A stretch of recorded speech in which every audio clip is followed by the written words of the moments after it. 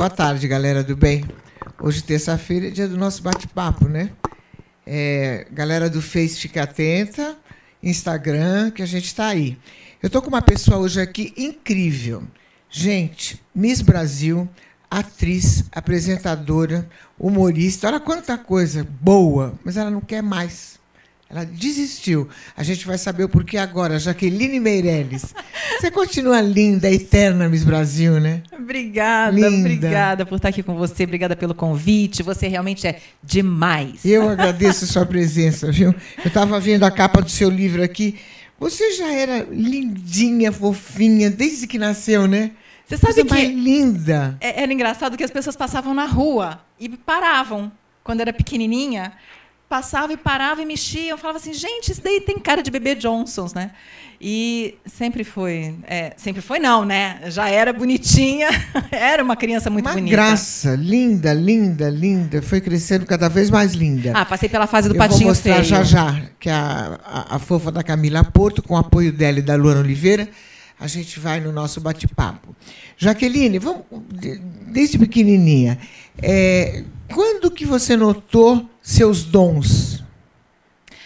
Eu acho que eu nunca notei. Eu acho que eu não sei nem muito bem o potencial que eu tenho. Eu sei que eu sou uma multiartista.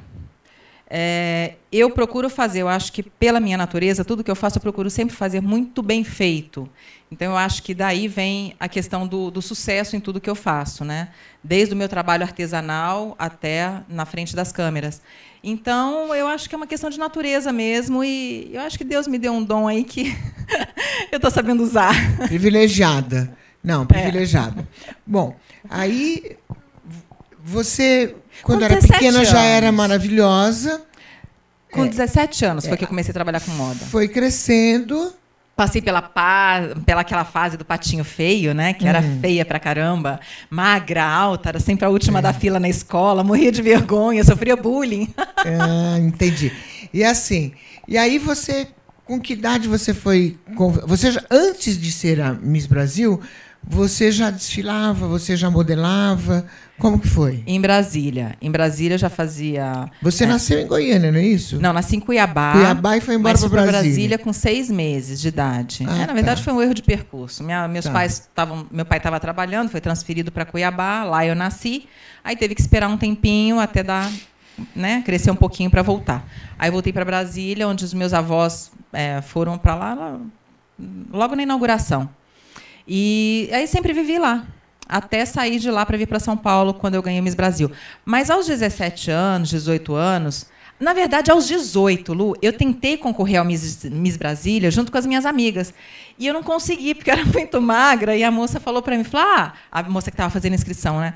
Volta o ano que vem, engorda um pouquinho, toma um pouco de vitamina para você ganhar um pouco de corpo, e aí o ano que vem você volta. Falei, que desaforo, né? Aí eu fiquei muito chateada, minhas amigas participaram, aquela farra toda, mas não foi o meu momento. E aí eu comecei a modelar, porque realmente eu tinha perfil de modelo. Então, fiz muita coisa, muitas campanhas. Por ter o olho claro, eu fiz muita coisa com ótica,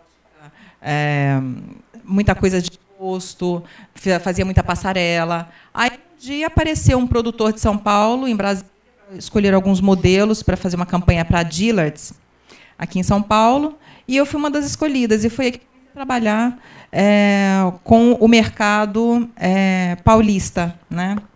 Aqui na cidade mesmo. Fiquei aqui por uma temporada, quando, de repente, um produtor do... Você se lembra, não sei se você vai se lembrar, do Henrique Frois. Ele trabalhava no SBT, em 87. E ele foi para Brasília para montar a primeira repetidora do SBT em Brasília. E nessa ele falou, olha, ele abriu as inscrições para o Miss Brasília, e uma amiga minha, sem eu saber, eu aqui em São Paulo desfilando, mandou uma foto nossa no clube. A gente estava no clube, ela tirou a parte dela e mandou a minha parte de biquíni. Inventou umas medidas 90, 60, 90, inventou uma altura que eu era mais alta que ela. Mandou o telefone da minha tia, onde eu estava aqui em São Paulo, hospedada. E aí, de repente, toca o telefone lá e fala, Jaqueline, você foi pré-selecionada para o Miss Brasília. Eu falei, o quê? Eu estava com 24 anos. Você tinha engordado um pouquinho ou não? Já tinha ganhado um pouquinho de corpo. Mas ainda continuava magra por causa da carreira, né? Ai, graças a Deus. Mas tinha ganhado um pouquinho de curva, não estava tão magra quanto naquela época. E foi o que aconteceu, foi assim que aconteceu, porque eu falei para ele, olha, foi alguma brincadeira de mau gosto que fizeram, porque eu não me candidatei a concurso nenhum. Aí a primeira vez, quantas pessoas tinham na primeira eliminação? Nossa, tinha muita gente, eram muitas meninas. Mas aí ele selecionou as melhores para participar do concurso. Aí ele fez na inauguração da Boate Zoom, que foi um grande evento em Brasília, tinham mais de 4, 5 mil pessoas. Aí quantas foram selecionadas, mais ou menos? Umas 100? 50? Não, Brasília não tinha isso tudo de mulher, não. Eu acho que estavam concorrendo umas 12, 15 meninas, sei lá, alguma coisa assim. E você junto? E eu junto. E eu falei para ele que eu não ia entrar até a última hora, né? Aí foi por eliminação? Aí eu falei para ele, olha, Henrique, o negócio é o seguinte, eu não quero participar desse concurso, não tem nada a ver comigo. Isso tudo está no livro da Coroa ao Cajado, eu conto toda essa história. Porque eu acho que é o seguinte, que quando o negócio é seu, não adianta, você pode correr, mas ele vem e te agarra. Aí eu falei para ele, olha, não vou participar, não quero participar, não é para mim, sabe? Hoje meu foco é moda, publicidade, não quero mais participar de concurso de beleza. Aí ele falou, não, mas faz o seguinte, você não precisa assinar o termo, vai, se na hora H você não quiser entrar, você fica na coxia e deixa as outras meninas. Aí eu falei, tá bom. Chegou na última hora, ele falou, você vai, não vai, vai, não vai, vai, não vai. Eu falei, eu vou. Aí já estava lá mesmo, né? Aí entrei na passarela e pronto. E os meus amigos todos estavam lá e ninguém sabia. Entrou de vestido ou de maiô, já? Como que foi?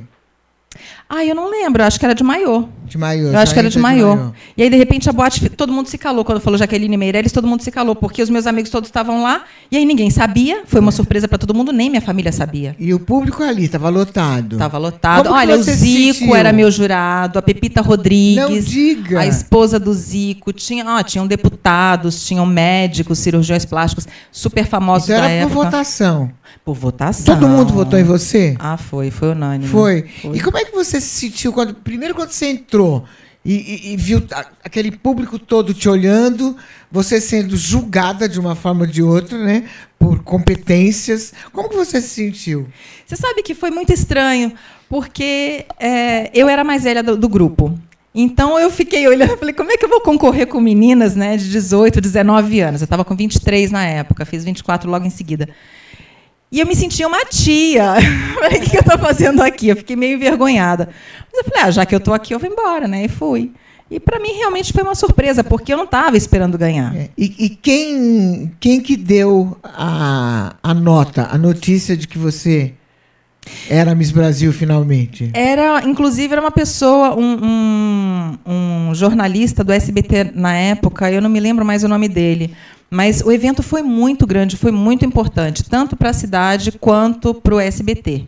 Foi transmitido nacionalmente, foi bem bacana. Foi um evento muito, muito importante na época. E aí tinha aquela coisa de ser várias vezes você desfilando, uma hora com roupa, outra hora com maiô, ou não? Ou, na época era uma vez só?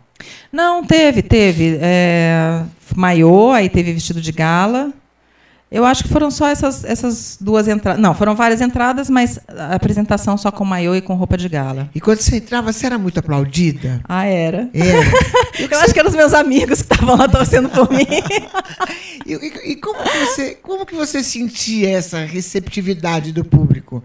Eu fiquei impressionada, né? Porque logo que eu entrei, quando eu disse o meu nome, que eu entrei a primeira vez, eu tomei um susto, porque de repente todo mundo ficou calado. Eu falei, ixi, desagradei. Foi a primeira coisa que eu pensei.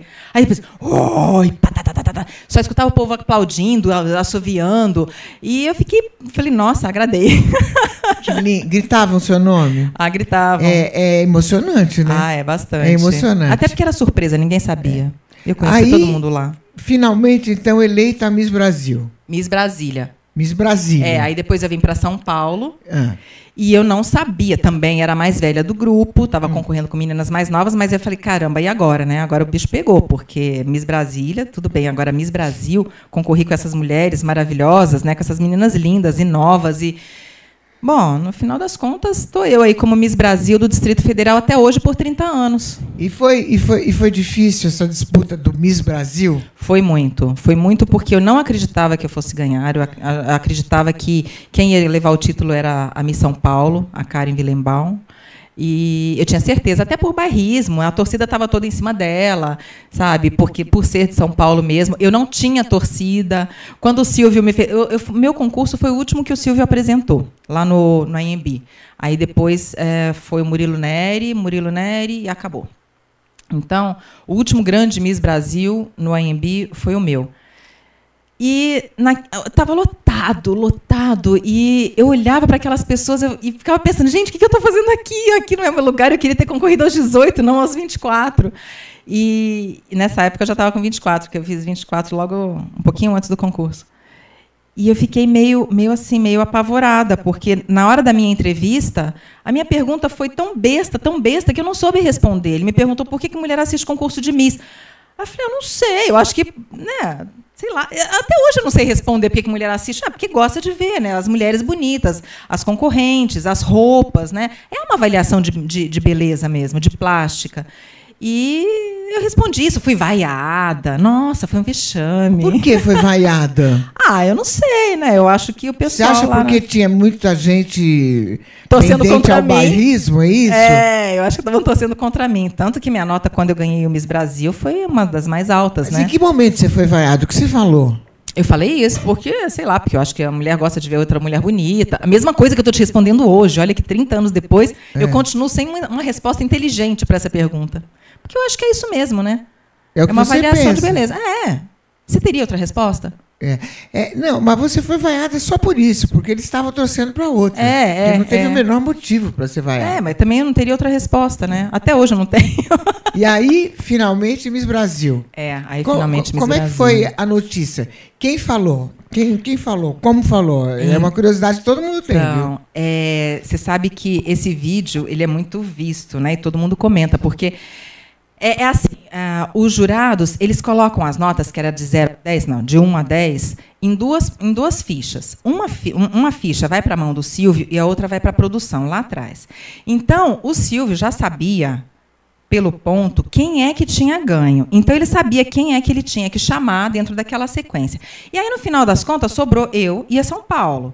No que sobrou eu e a São Paulo, ele perguntou, abre Distrito Federal, abre São Paulo. Não, porque a última que fosse abrir provavelmente seria a vencedora. Aí, Lucimara, ele não sabia o que fazer. De repente, ele ficou meio perdido. Aí ele falou assim, não, vou abrir Distrito Federal, para criar um... Aí abriu o Distrito Federal, acho que deu 114 pontos para mim, o máximo era 120, porque ele já sabia que quem tinha ganho era eu, né?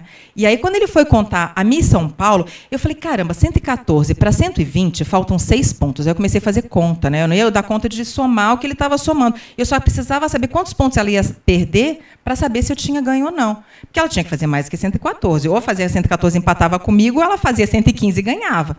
Então, para ela fazer 115, ela tinha que perder só 5 pontos. Ele começou a contar. 8, aí eu 2, 9, 3. Sabe, eu fui fazendo a conta inversa. Quando ele soltou um 5, aí eu já sabia que eu tinha ganho, ele acelerou a contagem, aí pronto. Eu comecei a chorar, falei, caraca, o que eu estou fazendo aqui? Né? Ganhei um concurso de beleza que eu caí de patinho. Então, por isso que eu falo, quando o negócio tem que ser seu, e é emocionante. Gente, quem quiser assistir esse vídeo, liga lá. Miss Brasil 1987. Vocês vão ver o vídeo, foi emocionante mesmo. E a câmera ficou em mim, porque enquanto ele estava contando, eu ficava assim, e eu fazendo a conta na cabeça. Aí, na hora que ele soltou um 5 para ela, que ela já tinha perdido, acho que uns 10, porque ela ficou com 90 e poucos. E aí ela ficou em 5º lugar. E aí, então, a quem eu achei que fosse ganhar. Miss Brasil. Miss Brasil. E aí aquela loucura, Miss né? Federal. Aí foi uma loucura. E aí foi a primeira vez que a capital federal teve uma Miss Brasil, e até hoje eu não tive uma sucessora. Agora, vamos ver se esse ano, né? Dia 19, aí vai ter o concurso de Miss Brasil, vamos ver o que acontece. Vamos ver o que rola. E depois disso, aí você se tornou, além de modelo, você se tornou atriz, humorista, aí eu entrei para apresentadora. SBT. Aí eu entrei para a praça. Aí você foi para a praça, você vai contar já já. Tá bom. Espera só um pouquinho. Jaqueline Meirelles. Já já, depois do nosso break. Não sai daí.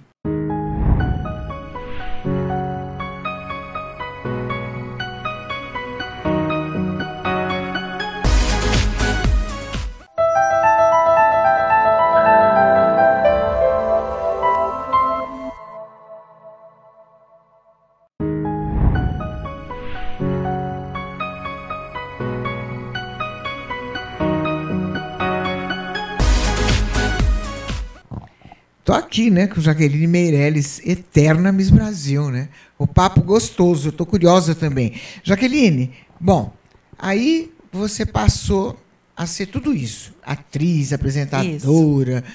Como que foi a sua ida pro... Antes, uma pergunta. Miss Brasil atrapalhou você em alguma coisa ou só trouxe benefícios? Só trouxe benefícios. Foi um divisor de águas na minha vida. É interessante até porque, dentro do mundo Miss, né, do universo Miss, Jaqueline Meirelles tem um nome importante, porque é uma referência. E eu não sei por quê, porque tantas outras, né, mas naquela época marcou muito. Eu acho que porque eu trabalhei demais, eu fiz muita televisão, eu fiz muita publicidade. Teve uma época, durante um bom período, tinha 10, 12 comerciais ao mesmo tempo no ar. Muitas capas de revistas. Eu fui uma das mulheres mais fotografadas na década de 80, né? Foi. Eu li sobre isso também. Eu fiz... Nossa, imagina se naquela época tivesse internet, Lucimara, ninguém me aguentava. Nossa, ninguém segurava, hein? Pois é, a gente não tinha, né? Sem já era internet, a mulher mais fotografada. Já ninguém segurou. Imagina, ela foi a mulher mais fotografada da época. É uma maravilha isso, né? Isso é uma maravilha. Sem internet, então hoje estava aí, explodindo. E aí, como é que você foi parar no SBT? Então, o que aconteceu? Com o Miss, a gente tem um contrato, né, de 1 ano com o SBT. Quando esse meu contrato estava terminando, quando eu vim passar o título, viajei para caramba, para vários países, viajei pelo Brasil inteiro, fiz muitos desfiles, foi muito bacana, foi muito bonito. E, quando estava nas vésperas de passar o meu título, o Silvio, o Carlos Alberto de Nóbrega, nosso amigo, era... diretor artístico do SBT, o Silvio chamou o Carlos Alberto e falou assim: Carlos Alberto, eu quero que você contrate a Jaqueline, porque eu não quero perder ela para outra emissora.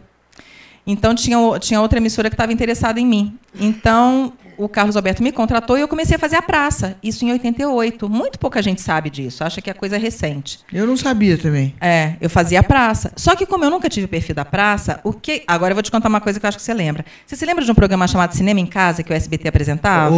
Eu que apresentava. Então... Eu que apresentava. Aí, o que acontece? O Carlos Alberto me deu esse programa, chamado Cinema em Casa, que eu fazia a abertura do programa, falando sobre o filme que vocês iam assistir.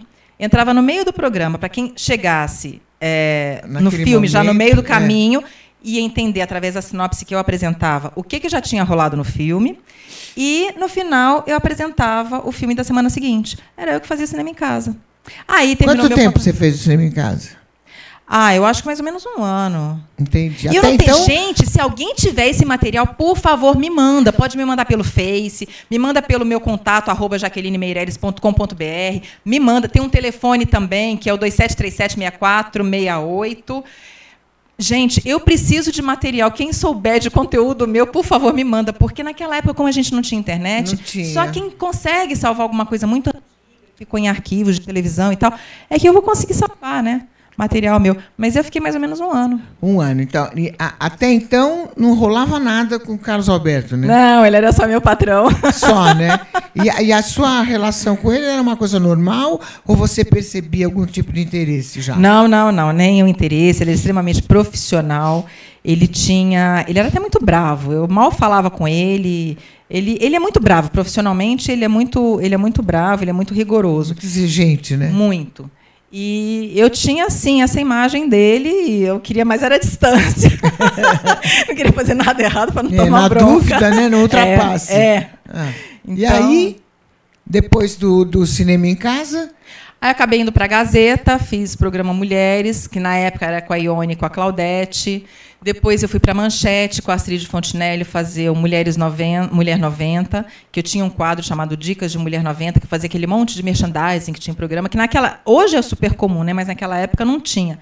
Então, era o Shop Tour, eu acho, do Galeb, né? E a gente. Então, eu ficava com Dicas de Mulher 90 e todos os dias. Depois, entrei para uma banda, para o grafite, comecei a cantar com a banda do Rio de Janeiro. Verdade, eu ia Nossa, já fiz muita coisa. Jesus amado. Olha, eu não sei como é que conseguia. E assim, isso tudo te trouxe uma bagagem incrível, uma experiência incrível. Quando foi que você conheceu a banda? É engraçado, né? Porque é bem assim, eu não cantava, só cantava no chuveiro. Mas eu sempre gostei de cantar. É uma coisa que estava, sabe, na minha... Acho que lá no meu íntimo. Como todo mundo gosta, né? Quem é que não gosta de um karaokê, de um videokê, né? Pega o microfone e começa a cantar. Cantar, né? Alivia, né? Quem canta, seus males espanta. Esse ditado é perfeito. Então, mas na época eu estava fazendo muito sucesso. E estava dentro daquela coisa de foto, muita... Fiz Playboy na época também, então tinha muita visibilidade. Você teve problema em fazer Playboy? Comigo ou com os outros? Com você?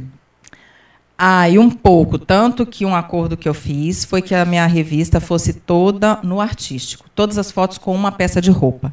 Eu não ia fazer nunca nu em pelo. E eles aceitaram.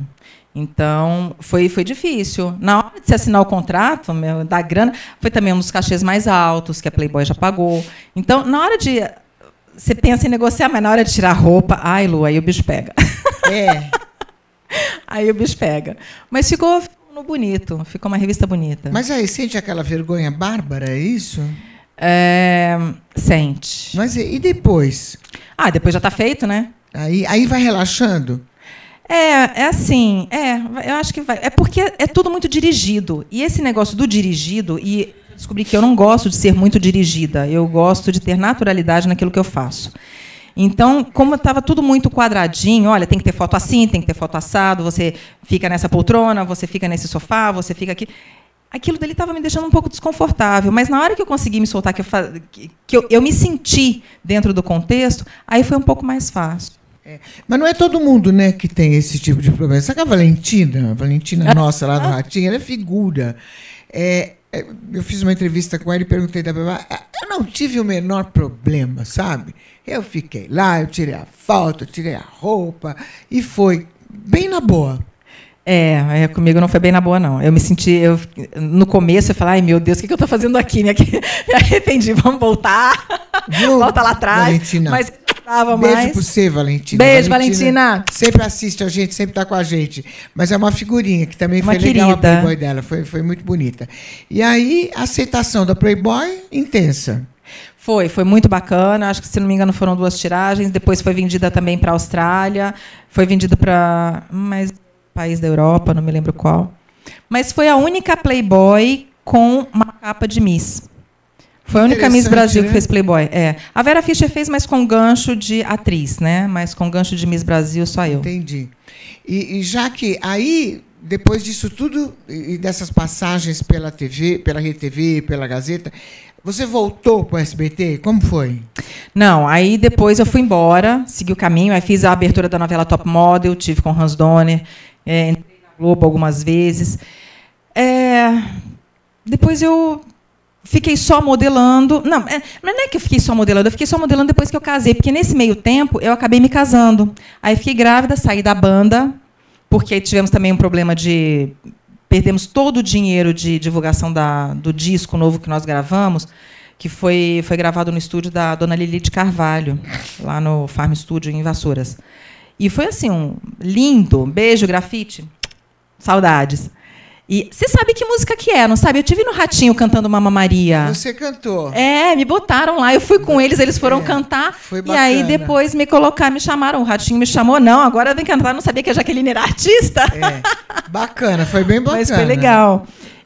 Quanto tempo durou a banda com você? Comigo, eu não sei te precisar, não, mas não foi muito tempo, porque veio o Plano Collor e a gente perdeu essa grana de divulgação do disco. Aí foi quando o país parou, né? Parou. Teve aquela confusão toda. Numa o país das parou. vezes, né? Numa das vezes. Né? E assim, e você fazia muito show na época da banda? Nossa, fazia. Tanto em televisão, na época a Angélica estava na Manchete, tinha o Milkshake, fizemos Milkshake com a Angélica várias vezes, e o próprio Mulher 90, que era com a Astrid. E quando vocês entravam, o público clamava, o público gritava? Muito, porque a banda era muito conhecida, né? Pop. E como que você se sentia? Como que era enfrentar esse tipo de público clamando de uma forma e como que era você enfrentar aquele público do Miss que clamava de uma outra forma? é muito mais fácil, né? Porque naquela hora ali o pessoal tá querendo te ver cantar. Eu estava tocando guitarra, lógico, era backing vocal, tinha o vocalista que cantava as músicas, mas eu estava lá.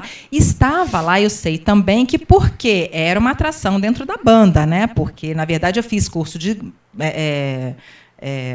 vocal, fazia aula de canto, fazia aula de guitarra, porque eu tinha que me apresentar direito, né? Não era só uma mulher bonita com título de beleza que estava ali só para enfeitar. Não, eu tinha que mostrar serviço. E isso eu fiz muito bem. Então, era assim, era maravilhoso, porque massageava o ego, né? Enquanto lá no concurso estavam destruindo meu ego, no palco cantando, o pessoal assim idolatrava, achava o máximo. Foi muito bacana, foi uma época muito boa. Foi uma experiência maravilhosa, né? Única. Mas é que você, com a sua inteligência, porque às vezes tem uma pessoa linda, ganha, ou Miss, ou qualquer outro tipo de concurso, ganha, mas não consegue manter. Numa primeira entrevista já cai, já se derruba sozinha, porque não sabe dar um recado, não sabe conversar, não sabe desenvolver um assunto, e aí morreu. Não tem jeito. Conseguiu, mas não consegue manter, não consegue seguir. Que não foi o seu caso, que você mandou ver. Uma pessoa inteligente, uma pessoa culta. Então. Eu acho, Lu, as pessoas, principalmente as mulheres, quando acontece esse tipo de coisa, a mulher ela tem. Muitas vezes, a mulher bonita ela se acomoda na beleza. Ela senta no pedestal da beleza e fica achando que o mundo vem aos seus pés. Existe uma estatística que diz que 55% da imagem que você causa quando alguém te vê é através da sua imagem visual. Depois vem o seu tom de voz e depois o que você fala. 7% depois as pessoas só se interessam pelo que você fala, 7%. Depois delas te verem. Né? Então, a pessoa, quando ela é bonita, ela já causa um impacto. Né? Todo mundo já olha, abre as portas, fica tudo muito fácil. Mas se ela não tiver um conteúdo, não tiver o que falar, não disser para o que veio, exatamente. Aí cai. Não tem jeito. Não tem jeito. E eu não acredito só na beleza, eu acredito no conteúdo. Então, se eu não tiver algo mais para passar para as pessoas, de que vale eu estar aqui? Só uma mulher bonita sentada aqui com você contando minha experiência de Miss Brasil. Depois do Miss Brasil, tanta coisa aconteceu comigo, tanta coisa que me fez crescer cada vez mais, porque eu não era pequena naquela época, eu já sabia o que eu queria e já mostrei para o que eu vim. Mas depois disso, sabe, a vida cobra. Então, se você quiser se manter, você tem que apresentar alguma coisa, não é verdade? Quantas conseguiram chegar e chegaram sem conteúdo e dançaram? Inclusive cantores também, cantoras que chegam na hora, nada, né? Bom, eu estou curiosa. E aí, quando que você voltou para o SBT? Entendeu? Quero saber isso. Eu voltei para o SBT em 2010, porque aí vem toda uma trajetória que eu me casei, tive 3 filhos. Depois eu enfrentei uma depressão de 6 anos, depois eu me curei dessa depressão, depois eu saí do meu casamento, depois eu vivi muita dificuldade financeira, muita dificuldade emocional, mas sem a depressão. E aí foi um momento em que eu falei, está na hora de eu resgatar aquilo que eu sei fazer, a televisão. Procurei o Carlos Alberto de Nóbrega, falei, Carlos Alberto, lembra de mim? Lógico que eu lembro. Falei, então, eu estou precisando trabalhar. E ele falou assim, não, vem aqui, vamos conversar. E como eu ainda não faço o perfil da praça, como eu já não fazia naquela época, em 88, ele abriu as portas para mim, mas assim com uma vantagem de ele escrevia os meus quadros para que eu tivesse a oportunidade de representar algo que parecesse comigo. Então, era sempre ou uma advogada, ou uma dona de casa, ou uma empresária. Então, sempre os meus papéis, era ele que escrevia para mim, para que eu pudesse trabalhar com o meu perfil dentro do programa humorístico, né? E sempre foi muito bom, as pessoas adoravam e encaixou direitinho. E aí você ficou um tempo... Você chegou a casar com ele? Ou Não. só noivou? Não. Nós namoramos, foi um namoro bem intenso e todo mundo ficou sabendo, né? Mas porque ele estava, na verdade, assim, o Carlos Alberto ele estava muito mal de saúde quando ele se separou da Andréia. E foi quando eu entrei na vida dele. E eu, por conta da minha história de sofrimento e de superação que eu trago, isso tudo eu passei para ele, toda essa bagagem eu consegui passar para ele. Foi quando eu consegui tirar o Carlos Alberto de lá de baixo, daquele sofrimento, das doenças físicas que ele estava enfrentando. E foi quando ele ressurgiu, ele renasceu das cinzas, e ele mesmo falava, ele falou, ela salvou a minha vida, e que de fato aconteceu. Ele ficava direto internado, cheio de problemas, e naquele momento eu fui uma pessoa assim muito importante na vida dele, que ajudei ele a tomar um rumo diferente na vida dele, até com relação aos pensamentos dele, né? E daí todo mundo, porque ele rejuvenesceu 20 anos, porque ele está mais alegre, mais jovem. Realmente estava, porque é a felicidade, né, que vem de dentro. Quando vem de dentro, modifica tudo, né? É. Bom, tudo isso, todas essas experiências, Jaqueline Meirelles passou. Tudo. Até que ela se tornou uma escritora, uma autora, com 2 livros incríveis, que nós vamos falar sobre isso já já. Agora nós vamos para essa parte. Tá bom. A gente já volta, tá? Segura aí, não sai daí.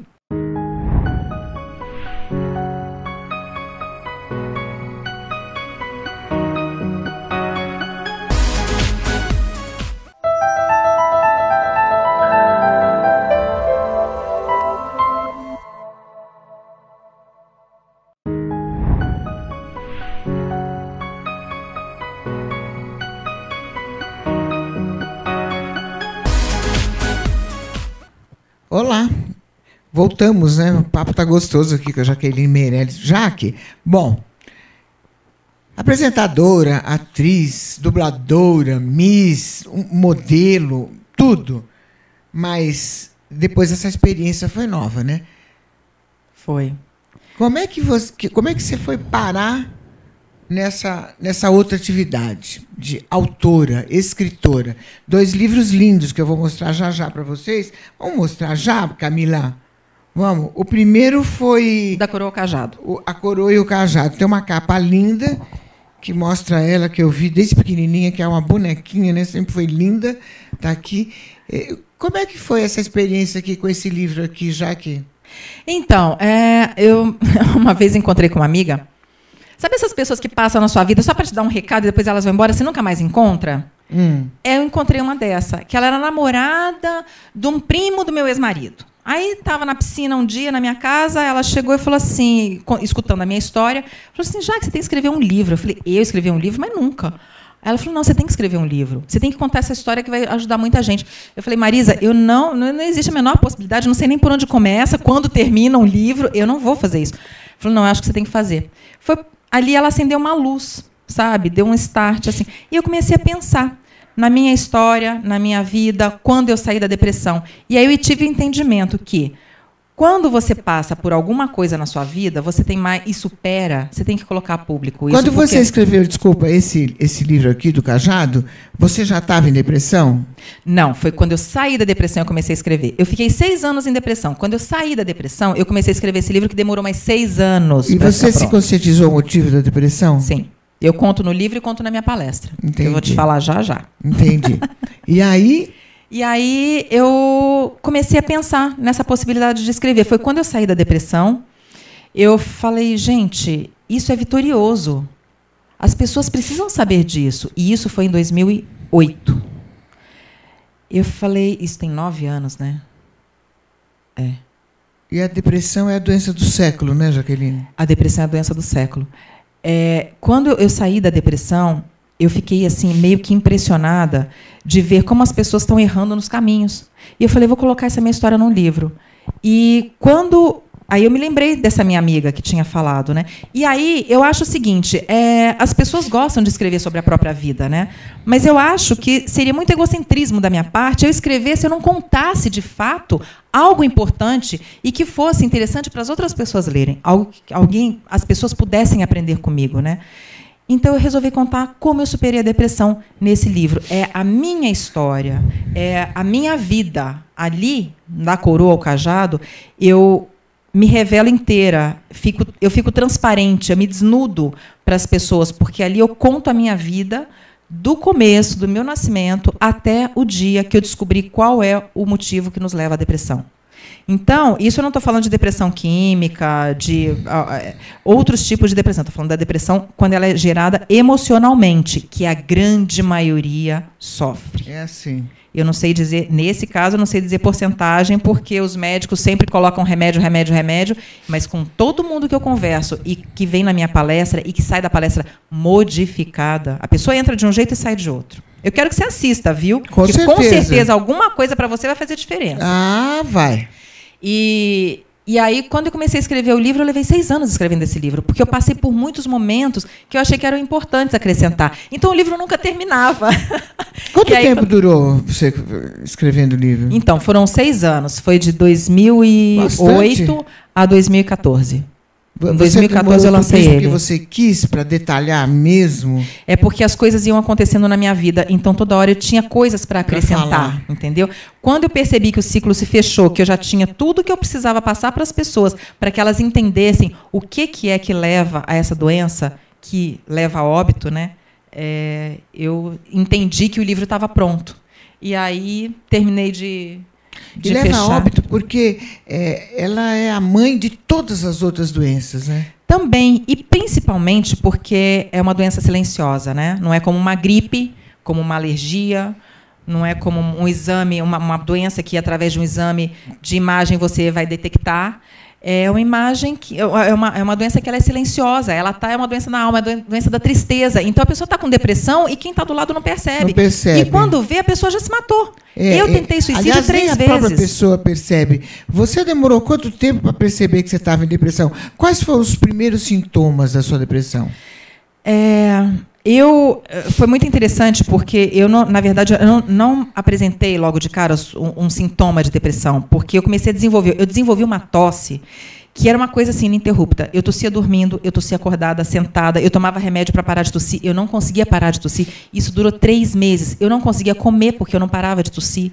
Foram 3 meses nesse sofrimento. Minha família já não sabia mais o que fazer. Eu já tinha ido em todos os médicos, todas as especialidades, ninguém descobriu o que eu tinha. Até que teve um dia que eu fui num infectologista e ele não me pediu exame de imagem nenhum, até porque já tinha 300, já tinha um monte de coisa lá que ele já tinha olhado, não tinha nada, não dava nada. Aí ele fez os exames, não tinha nada no peito, não tinha nada no esôfago, pulmão limpo. Não tinha justificativa para aquilo. Ele falou, você está com depressão. Eu falei, o quê? Eu com depressão? Eu não tenho motivo para ter depressão. Eu tinha uma vida maravilhosa, não tinha todo o conforto do mundo, filhos saudáveis, sabe? Uma família linda, morava muito bem, vivia com muito conforto. Eu falei, eu não tenho depressão. Ele falou, você está com depressão. E me receitou um antidepressivo, um tarja preta. Eu falei, eu não tenho depressão. Me levantei e fui até o banheiro do consultório dele. Foi a minha primeira crise de choro. Eu chorava. Compulsivamente não consegui parar de chorar mais. Saí dali, aí tive que tomar um remédio. Ele pediu para fazer acompanhamento com uma psicóloga, que eu não fiz, porque o meu ex-marido não concordava com isso, achava que era bobagem. Mas quando o remédio começou a fazer efeito, o sintoma da tosse começou a ceder, e foi aí que eu comecei a viver novamente, né? Sem aquela tortura, naquela tosse horrorosa. E quando que você descobriu o motivo da sua depressão? Quanto tempo durou para você descobrir? Foi uma coisa assim que durou uma tarde. Uma conversa com uma pessoa. Porque, né, dentro dessa conversa com essa pessoa, eu entendi o que estava acontecendo comigo, o que eu estava fazendo comigo. Mas até chegar lá, eu estava morrendo. Eu, de fato, estava morrendo. Eu já estava apresentando várias doenças físicas, crônicas, dores em todas as articulações. Eu já não usava mais salto, eu só usava tênis, eu não dirigia mais, porque eu não conseguia mais virar o pescoço. Eu já tinha tentado o suicídio 3 vezes. Nossa. E, por Deus, foi Deus que me conservou aqui para poder contar essa história e passar para as pessoas tudo isso que eu estou passando. Eu me mutilava. Eu pegava a tesourinha de unha e me rasgava inteira. Então, foi muito difícil. Então, quando alguém chega para mim e fala assim, eu estou com depressão, gente, eu quero acolher essa pessoa, porque hoje Olha, 2017, Lu, é o ano que foi escolhido pela Organização Mundial de Saúde para ser o ano de combate à depressão, de tão importante que é essa doença. Hoje, é a doença que mais tira as pessoas do mercado de trabalho, que afasta as pessoas do mercado de trabalho, que está impossibilitando as pessoas de um relacionamento social. Então, tá assim, disparado. E essa doença seria mais importante em 2020, que a OMS já tinha publicado isso, e já é a mais importante desde o ano passado. Então, quer dizer, está crescendo assustadoramente esse índice. Nós temos hoje quase 1 milhão de pessoas que cometem suicídio por ano no mundo. No Brasil, são 32 pessoas por dia, quase 2 pessoas por hora, todos os dias que cometem suicídio. São os casos que nós temos registrados, fora os casos que acontecem que a pessoa não tem registro de que é um suicídio. Já pode parecer um acidente, entendeu? Então, e hoje a gente já tem um número de que o suicídio é a segunda causa de morte entre os jovens de 15 a 29 anos. É a segunda causa de morte, o suicídio. Por que a pessoa se mata? Porque ela está depressiva. Por que ela está depressiva? Alguma coisa está acontecendo no seu entorno. Então, a minha palestra, Ser ou Não Ser Feliz, a Escolha Sua, ela aborda exatamente isso, a questão da saúde emocional, que é a base de tudo, é o princípio de tudo, é a saúde emocional. Se a pessoa tem saúde emocional, ela nem doença física ela tem. Entendeu? Entendi. Ô, Jaque, é difícil, né? Muito difícil. É muito. Aí você ficou, nessa primeira fase, em depressão, quanto tempo? Foram 6 anos. 6 de anos muito de depressão. sofrimento. Aí você passou um período livre disso. Não, foram 6 anos intensos. Intenso. Aí você se curou. Aí eu me curei e nunca mais tomei remédio. Olha que alegria. Não tomou mais remédio. Eu tô curada. Voltou depois ou não? Não, nunca mais. Nunca mais. Aí foi só essa fase. Eu descobri o caminho da felicidade. Não tem o porquê ter depressão. Não tem. Entendi. São escolhas. A gente faz muita escolha errada que nos levam a caminhos dolorosos. E a palestra dela tem esse título. Ser ou Não Ser Feliz, a escolha é sua. A escolha é sua. E é sua mesmo. Quem quiser a sua palestra, procura você onde, antes de eu chegar no segundo livro aqui? Pelo telefone 2737-6468. Aí você consegue fazer a sua reserva. Não custa nada, apenas 1 quilo de alimento. Inclusive, dia 17, quinta-feira agora, tem mais uma palestra. E é às 20 horas lá na Vila Mariana. Então, é só você ligar nesse número, 2737-6468, e fazer a sua reserva com a Cibele. E estou lá esperando vocês. Nossa, o maior número de pessoas que eu puder ajudar, e é muito difícil, você sabe, Lu, o que acontece? A pessoa faz a inscrição, está lá, 150 pessoas inscritas. Vai muito pouca gente. As pessoas fazem a inscrição porque elas querem escutar, elas querem se movimentar, mas elas não conseguem escutar. Já teve gente que saiu da palestra no meio, porque ela não aguentou, começou a mexer na ferida, sabe? Começou a doer, começou a incomodar. Levantou e foi embora. Porque mexe mesmo, é para a pessoa sair modificada. E ela sai. É preciso mexer. Exatamente. Sair dessa Pelo aí, menos né? dá um start. Olha, putz, eu acho que... E não é só quem está doente, não. Quem tem... Sabe por quê? A Coroa ao Cajado, eu escrevi principalmente para as famílias. Porque teve uma entrevista que eu dei para o... Oh, meu Deus do céu, nosso amigo, lá no SBT. Oi, gente, pelo amor de Deus, eu esqueci o nome dele. Danilo, gente. Não foi o Danilo, foi da madrugada. Da madrugada? Há quanto tempo? Otávio Mesquita. Ó, gente, o Otávio está aqui. Otávio, desculpa, meu amor, me perdoa. O Otávio me chamou para dar uma entrevista e falar justamente sobre o livro, né? E ele falou o seguinte, Jaque, uma das maiores audiências que eu tive no meu programa, como é de madrugada, foi a sua, porque as pessoas, de madrugada, elas são acordadas, né? Então, elas estavam assistindo interessadas no conteúdo. As depressivas, né? Exatamente, porque você não tem sono.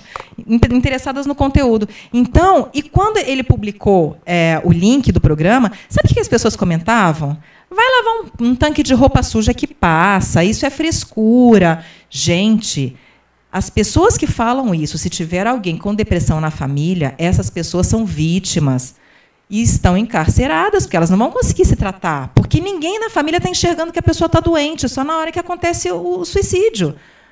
Por quê? Porque a pessoa entra em desespero, porque ela precisa realmente de colo, ela precisa de carinho, ela precisa ser tratada emocionalmente. E se ela não tiver o colo da família, então, da Coroa ao Cajado, eu escrevi para os familiares. E a palestra ela é muito importante, porque eu já tive lá casais que foram e falaram assim, isso é muito importante minha filha escutar. E voltaram numa palestra seguinte trazendo o adolescente, porque o adolescente estava em conflito.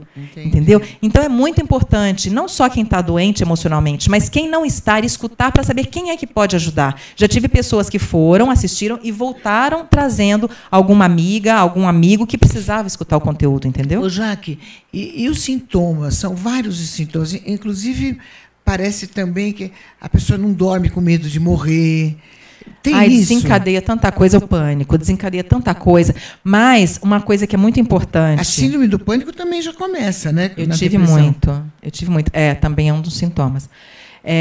Mas a primeira, o start, né? E eu acho que é o sinal amarelo que, principalmente, os familiares têm que observar quando a pessoa está entrando em depressão, é quando aquela pessoa que está triste, ela não responde mais aos estímulos do cotidiano, aos estímulos que interessam a ela. Então, você tem um jovem em casa que já deixou de ter interesse em ir para a balada, em namorar, em sair para tomar uma cerveja com os amigos, é um alarme, é um sinal, sabe?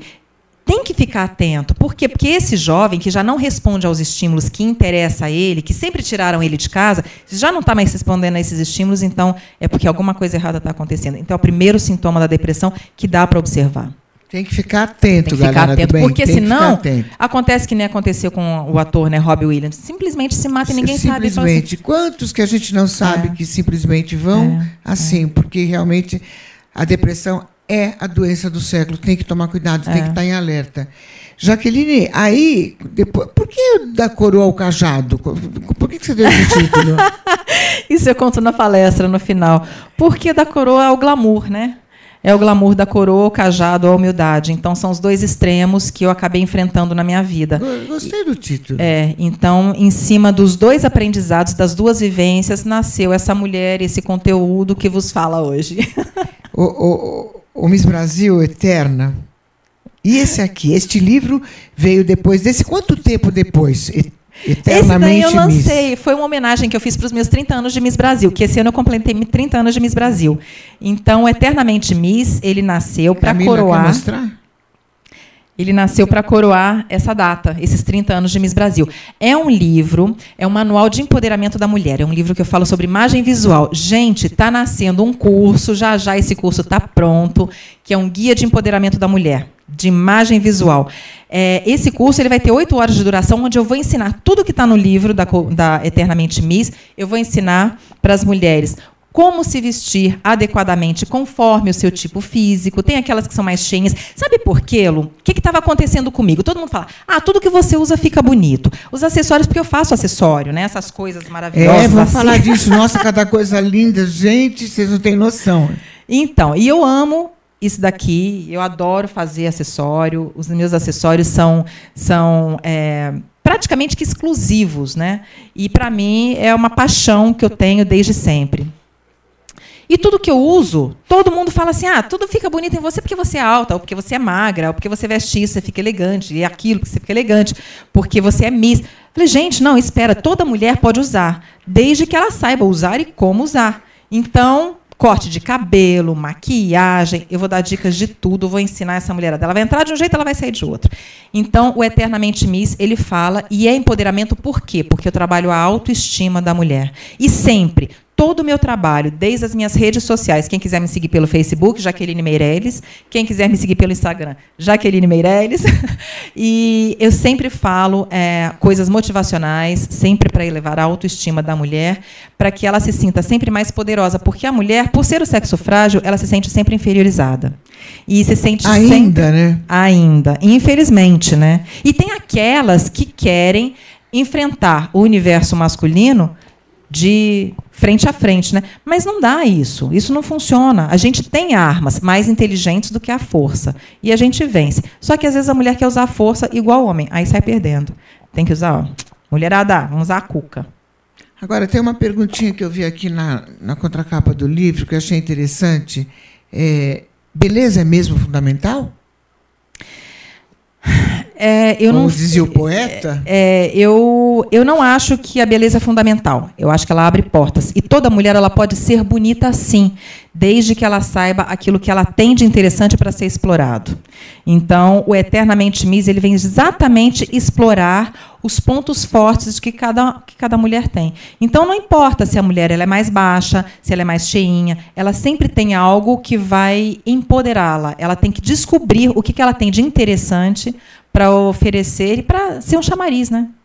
Entendi. Abre portas, mas ela tem que saber explorar. É aquilo que eu te falei lá no começo, né? A mulher ela não basta ser bonita, ela tem que ter conteúdo. E a mulher, muita mulher que você fala assim, nossa, mas aquela mulher não é bonita, mas ela é tão simpática, ela é charmosa, ela é interessante. sabe? Ela é sedutora. O conteúdo faz dela bonita. E ela usa as armas que ela tem a favor dela. Então a mulher acaba ficando bonita. Né? Tem umas até que, se não falasse nada, a gente diria que eram feias, mas abriu a boca, elas mudam. Fica interessante. Tá gostoso o papo, Jaqueline? Ai, também tô adorando. Muito gostoso, Jaqueline Meireles, contando aí para vocês um pouquinho do livro, um pouquinho da depressão, que realmente é a doença do século. Jaque, nós estamos chegando no final. Não! Você acredita? Não, já? Você viu como passa rápido? Nossa. Conversamos 1 hora aqui. Não acredito. 1 hora. Nossa, tanta coisa para falar. A gente ainda tem tanta coisa para contar. Me chama de volta. Você vem de novo. Vem de novo para falar. Vem de novo. Vamos repetir, então. Vamos falar da sua palestra de quinta-feira, né? Vai ser quinta-feira, eu estou fazendo toda semana. Então, se por acaso a pessoa, se você não conseguir vir essa semana, esse vídeo, né, esse link vai ficar na internet. É só você ligar nesse telefone que está embaixo, 2737-6468, fala com a Cibele, para saber quando vai ser a próxima palestra. Toda semana eu estou fazendo palestra. Tá aí. Então é o seguinte. E galera, o livro pode ser também adquirido pelo mesmo telefone ou pelo contato @jaquelinemeireles.com.br. Eu invendo. O cajado. E o Eternamente Miss. Eu despacho ele autografado. Olha que luxo. Esse aqui é meu, que eu trouxe de casa, ela me deu já semana passada, eu trouxe, é meu, se vou levar. Vou ler que nem louca aí, que é gostoso. Ele tem uma leitura gostosa, né? Você começa e não para. Jaque, obrigada pela sua presença. Eu que agradeço. Viu? Deus te abençoe, que você tenha é muito demais. Sucesso. Você é uma criatura do bem, porque, poxa, ajuda as pessoas, porque, gente, depressão não é fácil. É só quem teve. Eu até entendo quando as pessoas falam assim, é frescura, isso não é nada. Porque até eu já pensei, quando eu vi uma pessoa com depressão, frescura, vai trabalhar um pouco, que passa. Gente, não é. Eu tive o princípio, não é. É um terror. E é perigoso, né? Porque se você não souber frear, você acaba embarcando. Você me fez uma pergunta lá no começo do programa e que eu não respondi. Eu vou responder rapidamente. Por que eu larguei a televisão? O porquê? Qual o motivo que eu larguei a televisão? Pergunta importantíssima que eu quero saber. Ela deu um jeito, hein? É por causa disso, Lu. É por causa disso. As pessoas me procuram muito para saber como eu superei a depressão e, através dos meus livros, do meu conteúdo, das entrevistas que eu dou e da palestra, eu comecei a perceber que eu sou muito mais útil oferecendo o conteúdo que eu ofereço, ensinando as pessoas a serem cada dia mais felizes, do que simplesmente fazendo televisão, que é uma coisa que agrada a mim e agrada ao monitor, entendeu? E a quem assiste. Eu prefiro agradar o coração de quem precisa e o emocional de quem precisa. É para essas pessoas que eu quero me dedicar agora. Então, quem quiser, ser ou não ser feliz, a escolha é sua. A escolha é nossa, né? Vamos escolher ser feliz, lógico. Lógico. Né? Claro. Jaqueline Meireles, Eterna Miss Brasil, obrigada pela sua presença. Eu que agradeço. Você é uma fofa, Deus te abençoe nesse trabalho. Amém. Que você possa realmente ajudar muitas e muitas pessoas, aliás, a maioria que tem essa doença do século aí, que é um terror. Galera do bem, quero agradecer aqui a Camila Porto, a Luana Oliveira, o Xandão Vitorino, que nos apoia aqui nesse programa da demaistv.com.br. @Lucimara Paris é meu Instagram. Não esqueça de entrar no YouTube, todos os programas estão lá, inclusive os de ufologia, que você curte bastante. E sábado, a Jaqueline Meireles vai estar na Rede Brasil, meio-dia, no programa Lucimara Paris, que você não pode perder, tá? Um beijo, até terça, às 13 horas, aqui, na demaistv.com.br. Tchau.